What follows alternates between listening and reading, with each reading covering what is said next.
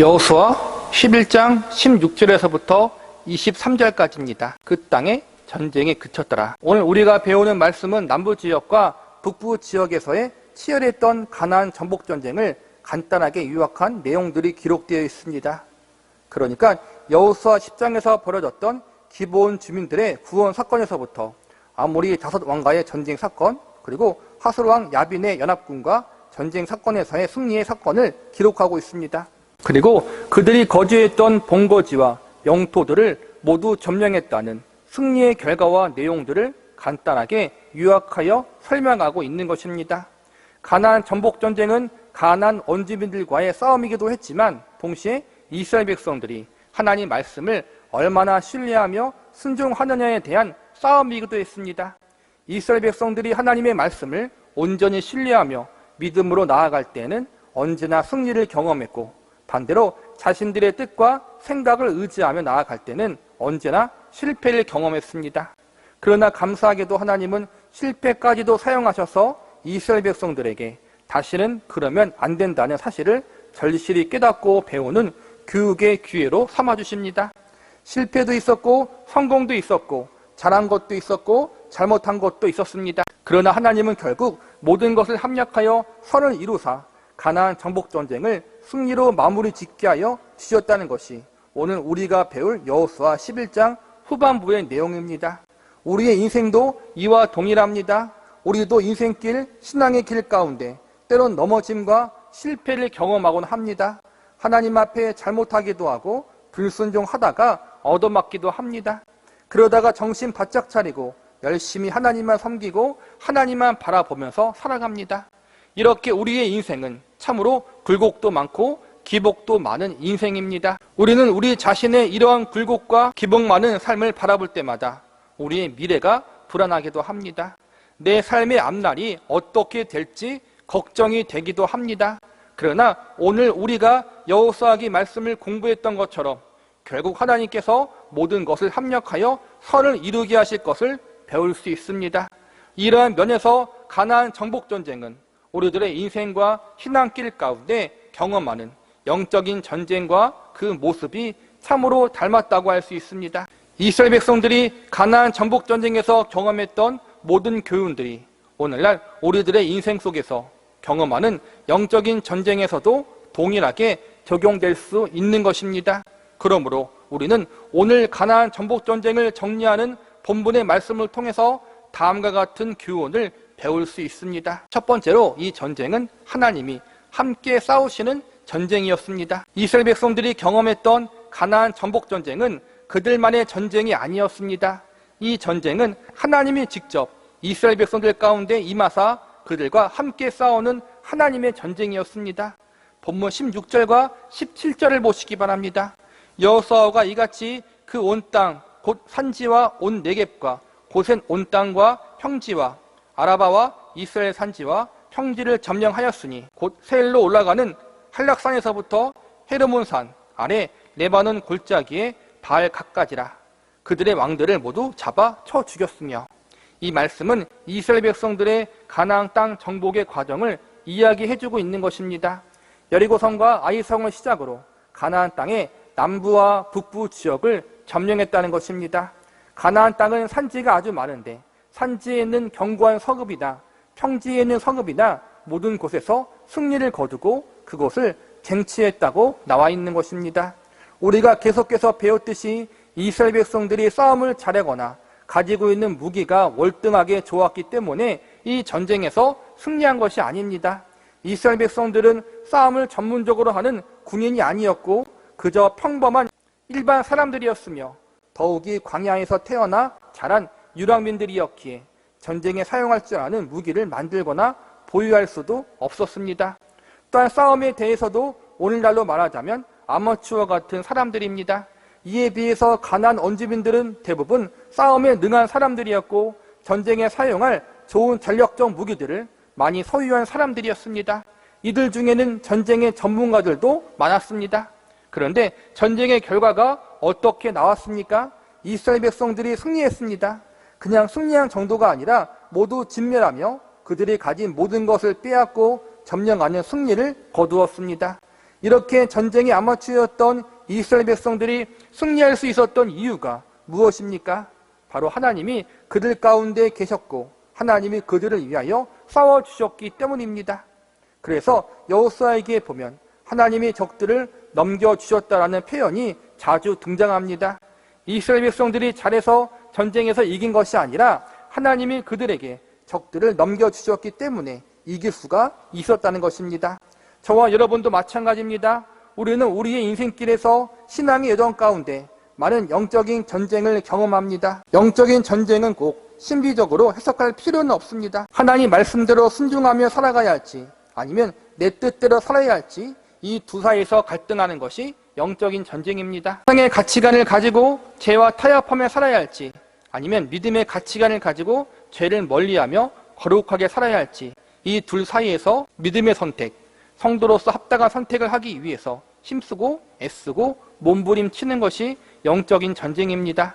말씀에 따라 하나님의 백성답게 살 것인지 아니면 겉모습만 하나님의 백성이고 세상 사람들과 똑같이 살아갈지 이 문제와 갈등 속에서 비록 내가 힘이 들고 손해를 보더라도 하나님이 보시기에 합당한 삶을 살기로 결심하고 믿음으로 살아가는 것, 이것이 바로 우리들의 신앙의 여정 가운데 싸워야 할 영적인 전쟁인 것입니다. 이 전쟁의 승패 여부는 우리가 얼마나 하나님을 신뢰하며 의지하는가에 달려 있습니다. 그러나 위에서 배웠듯이 우리는 시시때때로 넘어지고 쓰러지는 연약한 존재들입니다. 우리의 최선이 나중에 보니까 최악의 결과를 가져오기도 합니다. 그렇기에 우리는 우리들만의 힘으로 이 영적인 전쟁에서 승리할 수가 없습니다. 우리는 죄인이라 죄의 본성에 따라 살려고 하기 때문입니다. 하나님이 기뻐하시는 것이 아닌 내가 기뻐하는 것을 쫓아가려는 본능이 너무 강합니다. 그래서 하나님이 이러한 우리들을 도와주시기 위해서 갈팡질팡하고 수시로 넘어지는 우리를 붙잡기 위해서 직접 우리들에게 예수님을 보내주셨고 성령 하나님이 우리들의 삶 한복판에 찾아오셨습니다. 예수 그리스도를 구세주로 믿고 영접하는 자마다 하나님을 아버지라 부르는 자마다 성령 하나님께서 임하여 주셔서 우리들의 삶과 인생을 지도하여 주십니다. 가나안 정복 전쟁 속에서 이스라엘 백성들과 함께 하셨던 하나님이 이제 인생의 길과 신앙의 여정 속에서 믿음의 선한 싸움을 하는 성도들과 함께하기 위해서 성령 하나님으로 우리에게 오신 것입니다. 신앙의 영적인 전쟁, 믿음의 선한 싸움은 하나님이 함께 하시는 전쟁입니다. 우리의 힘과 능력으로는, 지혜로는 도저히 이 전쟁, 이 싸움에서 승리할 수 없지만 하나님이 함께 하시기 때문에 우리는 능히 이겨낼 수 있고 승리를 거둘 수가 있는 것입니다. 전능하신 하나님이 우리와 함께 하십니다. 그분이 우리와 함께 하시기 위해서 임마누엘 하셨습니다. 우리와 함께 하시는 하나님이 우리의 승리의 유일한 이유요 근거라는 사실을 반드시 기억할 수 있기를 바랍니다. 두 번째로 이 전쟁은 하나님이 주관하시는 전쟁이었습니다. 본문 18절을 보시기 바랍니다. 여호수아가 그 모든 왕들과 싸운 지가 오랫동안이라. 여호수아 1장부터 11장까지 이르기까지 우리가 겉으로 볼 때 오랜 시간이 지난 것 같이 보이지 않습니다. 특별히 가장 큰 가나안 정복 전쟁이 일어난 여호수아 10장과 11장에 보면 이 전쟁이 아주 짧은 시간 내에 끝이 나버린 것처럼 보입니다. 그러나 학자들은 보통 요단강을 건넌 이후부터 지금까지 5년 정도의 시간이 흘렀다고 보고 있습니다. 그러니까 요단강을 건너 여리고성과 아이성을 점령한 시간을 빼더라도 10장과 11장에서 일어난 전쟁이 최소한 2-3년 이상 계속 이어졌다는 것입니다.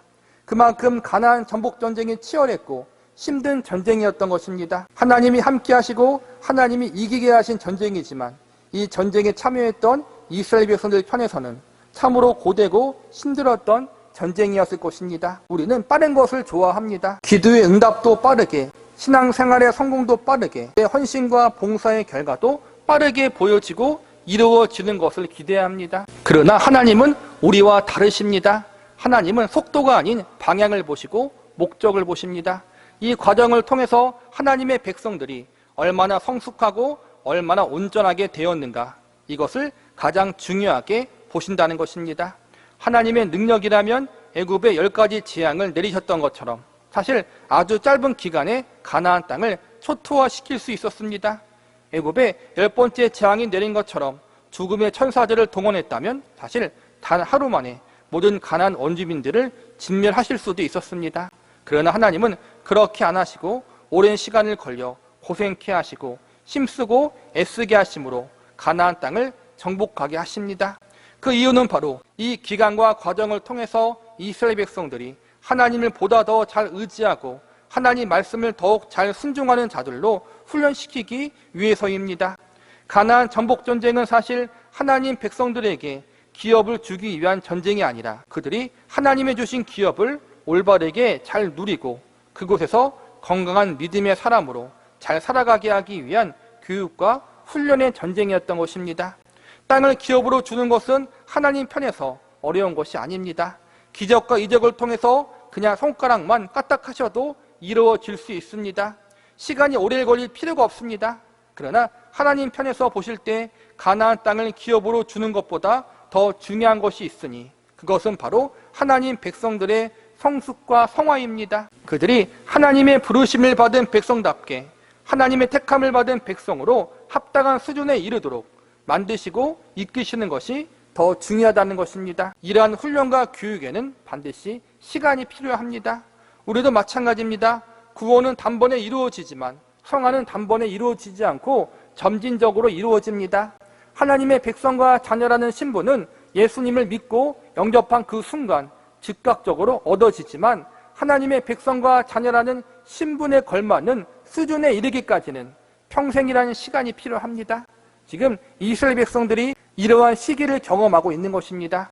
하나님 백성다운 합당한 수준과 역량을 갖추는 교육과 훈련을 받고 있는 것입니다. 그래야 가나안 땅에서 가나안 원주민들의 악한 영향력과 죄의 문화의 영향력을 이겨낼 수 있기 때문입니다. 죄악으로 가득 찼던 가나안 땅에서 빛과 소금의 역할을 감당하며 제사장의 나라로서 사명을 감당해낼 수 있기 때문입니다. 그래서 하나님은 단번에 모든 것을 정복해 하지 않으시고 시간을 두시고 점진적으로 가나안 땅을 정복해 하신 것입니다. 우리는 이러한 말씀들을 공부하면서 전쟁의 승리뿐만 아니라 전쟁의 기간과 과정까지도 하나님이 하나하나 간섭하고 계시다는 사실을 배울 수 있어야 합니다. 우리는 짧지 않은 시간을 이 땅에서 살아가야 합니다. 우리의 인생이 단순히 하루만 살고 한 달만 살고 끝나는 것이라면 사실 별 문제 없습니다. 그 짧은 기간 우리의 열정을 불태우고 살면 그만입니다. 믿는 사람들도 목숨 다해 열심을 불태우고 죽으면 됩니다. 그러나 우리는 그렇지가 않습니다. 단순히 하루만 하나님을 잘 의지하고 한 달만 하나님의 말씀에 잘 순종해서 되는 것이 아니라 우리가 이 땅에 사는 일평생이라는 기간 동안 하나님을 의지하고 그분 말씀 앞에 순종하는 삶을 살아야 합니다. 이것이 우리들이 싸워 나가야 할 영적인 전쟁이요 믿음의 선한 싸움인 것입니다. 이 전쟁 역시도 하나님이 주관하시고 계십니다. 우리의 힘과 능력으로 열심으로 이 싸움을 능히 이겨낼 수 없지만 하나님이 주관하시기 때문에 우리가 승리자가 될 수 있다는 사실을 잊지 마시기 바랍니다. 마지막으로 이 전쟁은 궁극적으로 하나님 백성들의 유익을 위한 전쟁이었습니다. 본문 19절과 20절을 보시기 바랍니다. 기브온 주민 휘 족속 외에는 이스라엘 자손과 화친한 성읍이 하나도 없고 이스라엘 자손이 싸워서 다 점령하였으니 그들의 마음이 완악하여 이스라엘을 대적하여 싸우러 온 것은 여호와께서 그리하신 것이라. 그들을 진멸하여 바치게 하여 은혜를 입지 못하게 하시고 여호와께서 모세에게 명령하신 대로 그들을 멸하려 하심이었더라. 여기서 보면 기브온 주민들을 제외하고는 이스라엘 백성들과 화친한 성읍이 없다고 나와 있습니다. 그리고 화친하지 않은 다른 모든 성읍들을 점령하여 진멸했다고 나와 있습니다. 이때 하나님이 가나안 원주민들의 마음을 완악하게 하여 이스라엘 백성들에게 항복하지 않고 싸우게 하셨다고 기록하고 있습니다. 비록 기브온 주민들과 화친한 것은 이스라엘 백성들의 실수였지만 이 모든 것 역시 결국 하나님의 주권과 섭리 안에 있음을 보여주고 있는 것입니다. 기브온 주민들의 마음을 완악하게 하지 않게 하신 것이 하나님의 섭리였다는 것입니다. 우리의 실수나 잘못을 합리화하자는 것이 아닙니다. 우리의 잘못은 분명한 잘못이고 죄는 죄입니다. 그러나 이 모든 것조차도 하나님이 주관하사 결국에는 합력하여 선을 이루신다는 사실을 우리는 믿어야 합니다. 우리의 실패와 넘어짐까지도 하나님이 교육의 기회로 성숙의 기회로 활용하여 사용하십니다. 나의 실수, 나의 넘어짐, 이것이 곧 내 인생의 영원한 실패가 되지 않도록 하나님이 주관하사 그것조차도 합력하여 선을 이루게 섭리하여 주십니다. 이것이 우리가 믿는 하나님의 우리를 향한 은혜와 사랑의 역사라는 사실을 잊지 마시기 바랍니다. 이어지는 본문 21절과 22절을 보시기 바랍니다. 그때 여호수아가 가서 산지와 헤브론과 드빌과 아납과 유다 온 산지와 이스라엘의 온 산지에서 아낙 사람들을 멸절하고 그가 또 그들의 성읍들을 진멸하여 바쳤으므로 이스라엘 자손의 땅에는 아낙 사람들이 하나도 남지 아니하였고 가사와 가드와 아스도데만 남았더라. 여기서 보면 가나안 원주민들의 일부가 도망가서 블레셋 민족의 땅에 정착하게 된 내용이 나와 있습니다. 가나안 땅 정복 전쟁은 사실 반쪽의 성공이었습니다. 중요한 모든 거점들은 점령했고 위협되는 세력들은 모두 진멸했지만 죽기 살기로 버틴 요새화된 성읍으로 들어간 원주민들을 모두 진멸하지는 못했습니다. 그들과 전쟁을 하려면 큰 피해를 감수해야 했으므로 그들은 그냥 놔두는 잘못을 범합니다. 그래서 가나안 땅 곳곳에는 기브온 주민들 말고도 항복하지도 않았는데 진멸당하지 않은 가나안 원주민들이 제법 존재하게 되었습니다.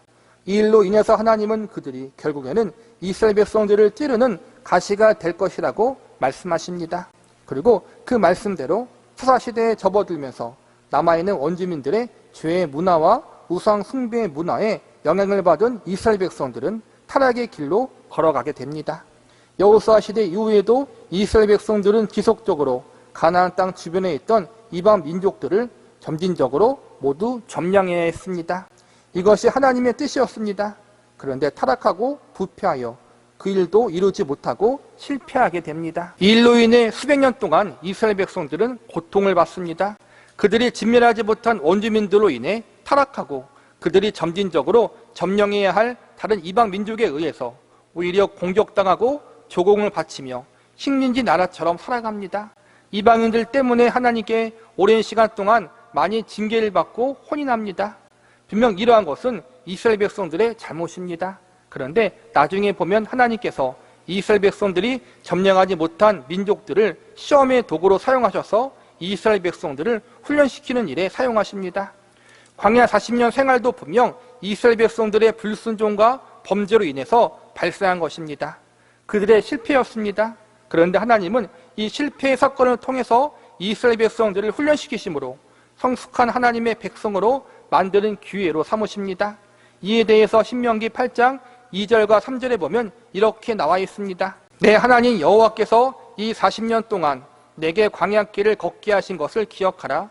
이는 너를 낮추시며 너를 시험하사 내 마음이 어떠한지 그 명령을 지키는지 지키지 않은지 알려 하심이라. 너를 낮추시며 너를 줄이게 하시며 또 너도 알지 못하며 내 조상들도 알지 못하던 만나를 내게 먹이신 것은 사람이 떡으로만 사는 것이 아니요 여호와의 입에서 나오는 모든 말씀으로 사는 줄을 내가 알게 하려 하심이라. 그리고 16절에 이렇게 말씀하십니다. 내 조상들도 알지 못하던 만나를 광야에서 내게 먹이셨나니 이는 다 너를 낮추시고 너를 시험하사 마침내 내게 복을 주려 하심이었느니라. 이것이 바로 하나님의 은혜입니다. 모든 상황을 합력하여 하나님의 선을 이루시고 하나님의 백성들에게 유익이 되게 하는 하나님의 은혜입니다. 비록 우리는 연약하여 자주 넘어지고 실수하고 잘못을 하지만 그래서 많이 혼나고 매를 맞고 징계를 받지만 그것이 우리의 결정적인 운명을 좌우하는 것은 아닙니다. 우리의 운명은 나의 잘못과 연약함에도 불구하고 이미 하나님의 손 안에 붙잡혀 있습니다. 이것이 저와 여러분의 소망의 이유인 것입니다. 우리의 운명을 붙잡고 계신 하나님, 그 하나님이 모든 일을 합력하여 선을 이루실 것을 믿으시기 바랍니다. 말씀을 마무리하겠습니다. 본문 23절을 보시기 바랍니다. 이와 같이 여호수아가 여호와께서 모세에게 말씀하신 대로 그 온 땅을 점령하여 이스라엘 지파의 구분에 따라 기업으로 주매 그 땅의 전쟁이 그쳤더라. 전쟁이 그쳤다는 것은 하나님이 전쟁을 승리로 끝내셨다는 것입니다. 우리의 인생의 영적인 전쟁은 하나님이 승리로 끝내주실 것입니다. 이미 예수님으로 말미암아 승리가 쟁취되었습니다. 비록 아직 점령하지 못한 땅이 있지만 더 이상 그들은 이스라엘의 위협적인 존재가 되지는 못했습니다. 다시 말해 이 말은 가나안에 대한 지배권이 더 이상 가나안 족속에 있지 않고 이스라엘에게 있음을 뜻하는 것입니다. 우리의 인생도 마찬가지입니다. 예수님께서는 이미 믿는 우리들의 죄의 문제, 구원의 문제들을 해결해 놓으셨습니다. 이미 이 땅에서 모든 죄와 악에 대한 문제에 대해서 승리를 약속해 주셨습니다. 그러나 문제는 아직까지 우리가 치료해야 할 작은 전투들이 있다는 것입니다. 이미 예수 그리스도를 영접하는 순간 우리는 하나님의 자녀가 되고 죄와 구원의 문제가 해결되지만 아직까지 우리는 이 땅에 사는 동안 죄와 싸움을 해야 합니다. 이 전쟁은 우리가 이 땅을 떠나 하나님 앞에 서는 순간 혹은 주님이 다시 이 땅에 오시는 그날 끝날 것입니다. 그때까지 우리는 우리의 싸움을 계속해야 합니다. 이스라엘 백성들을 보십시오. 사실 가나안 땅을 거의 점령하고 다 이겨놓은 전투였지만 세월이 흘러 그들이 긴장을 풀고 나태해졌을 때 이 작은 적들로 인해서 큰 어려움을 당하는 모습을 볼 수 있습니다. 우리도 마찬가지로 이미 하나님께서 결정적인 승리를 얻어 놓으셨지만 우리가 이 땅을 사는 동안에 긴장을 놓지 말고 끊임없이 하나님을 붙잡고 살아야 합니다. 그렇지 않으면 우리는 이 땅에서 비록 하나님의 자녀지만 하나님의 자녀답지 못한 실패의 삶을 살 수 있습니다. 구원을 받고 하늘나라의 기업을 상속받았지만 이 땅에서 자꾸 넘어지고 쓰러지는 고통을 맛볼 수 있습니다. 이 땅에서 하나님을 바라보며 기쁨과 즐거움으로 환희가 넘치는 신앙의 길을 가는 것이 아니라 우울하고 슬픈 신앙의 길을 갈 수 있다는 것입니다. 그렇기 때문에 우리는 인생의 마지막 순간까지 주님을 신뢰하는 긴장을 풀지 말고 끝까지 주님을 바라보며 그분을 의지하며 우리의 인생길을 걸어야 할 것입니다. 우리와 함께 하시고 우리 인생의 주관자이시며 우리에게 모든 것을 합력하여 선을 이루시는 그 하나님을 절대적으로 붙잡으시기 바랍니다. 이미 하나님이, 예수님이 모든 승리를 보장해 놓으셨습니다. 우리의 실패가 하나님이 이루신 승리를 취소하지 못합니다. 하나님은 우리가 하나님이 이루어 놓은 승리 가운데 열심히 잘 훈련받기를 원하고 계십니다. 내가 너를 붙들고 있으니 잘 훈련받으라, 이렇게 말씀하십니다. 우리가 하나님의 백성과 자녀로서 합당한 수준에 이르는 존재로 우뚝 설 수 있도록 때론 실패도 넘어짐도 겪게 하심으로 교만을 꺾으시고 겸손케 만드십니다. 그러니 넘어졌다고 모든 인생이 끝난 것처럼 너무 좌절하지 마시기 바랍니다. 우리는 여전히 하나님의 손안에 붙잡혀 있습니다. 로마서 8장 38절에 보면 이렇게 선포하고 있습니다. 내가 확신하노니 사망이나 생명이나 천사들이나 권세자들이나 현재일이나 장래일이나 능력이나 높음이나 깊음이나 다른 어떤 피조물이라도 우리를 우리 주 그리스도 예수 안에 있는 하나님의 사랑에서 끊을 수 없으리라. 이 사실을 확신하심으로 우리들의 인생과 신앙의 여정 가운데 하나님의 허락하신 믿음의 훈련과 연단을 잘 받아서 하나님이 보시기에 합당한 수준에 이를 수 있기를 바랍니다. 하나님이 보시기에 합당한 믿음의 역량을 갖출 수 있는 저와 여러분이 되시기를 간절히 기도합니다.